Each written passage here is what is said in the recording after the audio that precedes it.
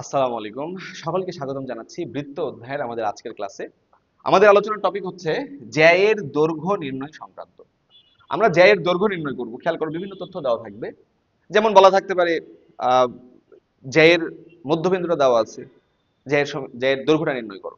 কিভাবে করব, বা অন্য কিছু তথ্য দেওয়া থাকতে পারে, সমীকরণ দেওয়া থাকতে পারে। আমরা ম্যাথের মাধ্যমে দেখি। দেখো, প্রশ্নে একটা বৃত্তের সমীকরণ দেওয়া। কি দেওয়া? বৃত্তের সমীকরণ কি দেওয়া? বলো, এই বৃত্তের কেন্দ্র আর ব্যাসার্ধ কি তোমরা বলতে পারবে না? কেন্দ্র কত? 0 0। ব্যাসার্ধ কত? ব্যাসার্ধ আর ইকুয়াল টু 4 একক। ওকে, বলো কেন্দ্র পেয়েছি কত? 0 0। এখন বলছে যে জ্যায়ের যে জ্যাটা এত বিন্দুতে সমদ্বিখণ্ডিত হয়, অর্থাৎ যেই জ্যাটা এই বিন্দুতে সমান দুই ভাগে ভাগ হয়ে যায়, অর্থাৎ যে জ্যায়ের মধ্যবিন্দু হচ্ছে -2, 3, এটার নাম দিলাম ডি, এটা মনে করো সি। এখন তোমরা আমাকে প্রথমত বলো, তোমরা কি সিডি এর দৈর্ঘ্যটা বের করতে পারবে না? সিডি, কথা বলো। এই সিডি, এইটাই কি ভাইয়া দুই বিন্দুর দূরত্ব না? √(x1 - x2² + y - y2²? বলো, এটা যদি তুমি পেয়েই যাও, বলো এটাই কি বৃত্তের ব্যাসার্ধ না? ব্যাসার্ধ কত পেয়েছো? 4। তাহলে এটার মান পাচ্ছ তুমি 4। এটার মান তুমি বের করলা। বলো এটা কি সমকোণী ত্রিভুজ না? আমরা জানি কেন্দ্র থেকে যে কোনো জ্যায়ের মধ্যবিন্দুর সংযোগ রেখা ওই জ্যায়ের উপর লম্ব। তাহলে এই কোণটা কি? সমকোণ। তাহলে এই ত্রিভুজটা কি? সমকোণী ত্রিভুজ। তাহলে পিথাগোরাসের সূত্র যে তুমি এইটা জানো, এটা বের করে ফেললা। আর এইটার ডবলই তো ভাইয়া এই পুরো জ্যায়ের দৈর্ঘ্যটাও পেয়ে গেলা। ওকে, তাহলে কি করবা? তাহলে বলো, আমরা সিডি এর দৈর্ঘ্য পেলাম কত? সিডি এটা পেলাম কত? √13। এবারে বলো, এখানে আমি যদি এটাকে সংযোগ করে দেই, এটার নাম দেই এ, এটার নাম দেই যদি বি, তাহলে এই যে এসি, এখানে এসিটাই কি বৃত্তের ব্যাসার্ধ না? এসি ইকুয়াল টু বৃত্তের ব্যাসার্ধ কত বলো এখানে? এসি ইকুয়াল টু 4 একক। তাহলে বলো এখানে এই কোণটা, এটা কি লম্ব 90°? তাহলে এই ত্রিভুজটা কি? সমকোণী ত্রিভুজ। তাহলে অতএব এসিডিটা কি?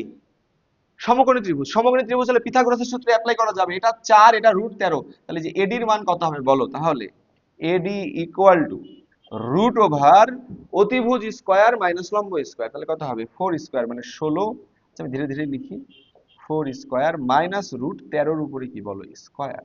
তাহলে √16 মাইনাস 13 মানে কি? √3। তাহলে এটার মান কত পাইলা তুমি? √3।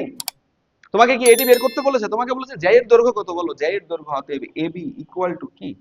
2AD। 2AD মানে কি? 2√3। এটাই কি হবে আমাদের অ্যান্সার। ওকে, আশা করছি বুঝছো। আমি আবারও বলি, খেয়াল করো কি করলাম আমরা। প্রথমে বৃত্তের সমীকরণ দেওয়া, সেখান থেকে বৃত্তের কেন্দ্র বের করে ফেললাম, এই বিন্দুর স্থানাঙ্ক। আর এটা আমাদের দেওয়া ডি এর স্থানাঙ্ক, তাহলে সিডি এর দূরত্ব √13 বের করে ফেললাম। এবারে বলো, সি থেকে এই জ্যায়ের মধ্যবিন্দুর সংযোগ রেখা কি? এই জ্যায়ের উপরে কি লম্ব না? লম্ব হলে এটা কি 90°? আর এটা তো ব্যাসার্ধ, বুঝতেই পারছো 4। তাহলে এটা সমকোণী ত্রিভুজ মানে কি? পিথাগোরাসের সূত্রে অ্যাপ্লাই করা যাবে। পিথাগোরাসের সূত্রে অ্যাপ্লাই করে এটা বের করলা। এইটার ডবলই তো এইটা, তাহলে তুমি জ্যায়ের দৈর্ঘ্যটা পেয়ে গেলা। ওকে, চলো আমরা পরের প্রশ্নে চলে যাই। দেখো কি বলছে, যে এই রেখাটি এই বৃত্তে যে জ্যা উৎপন্ন করে সেই জ্যায়ের দৈর্ঘ্য নির্ণয় করো। এই রেখাটা এই বৃত্তে যে জ্যা উৎপন্ন করে। প্রথমে বৃত্তের সমীকরণ কত? তাহলে আমরা 1 নং বৃত্তের কেন্দ্র ব্যাসার্ধ দুইটাই পেয়ে গেছি। খেয়াল করো, এখন বলছে জ্যায়ের সমীকরণটাই দাও। বলছে এই জ্যায়ের সমীকরণটাই কত? এই যে জ্যা এর সমীকরণ x - y + 2 = 0, এই জ্যায়ের সমীকরণটাই দেওয়া। এটাকে দিলাম 2 নম্বর। এখন বলো, আমাদের আসলে জ্যায়ের দৈর্ঘ্য বের করতে বলেছে।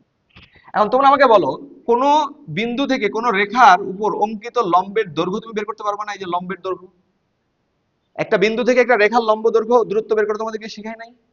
তাহলে দূরত্বটা বের করবা। দূরত্ব যখন বের করতে যাবা, লম্ব দূরত্ব হওয়া মানেই এই বিন্দুটা এর কি? মধ্যবিন্দু। এই এবি এর মধ্যবিন্দুই হচ্ছে এটা। ঠিক, এটাকে নাম দিয়ে দাও ডি।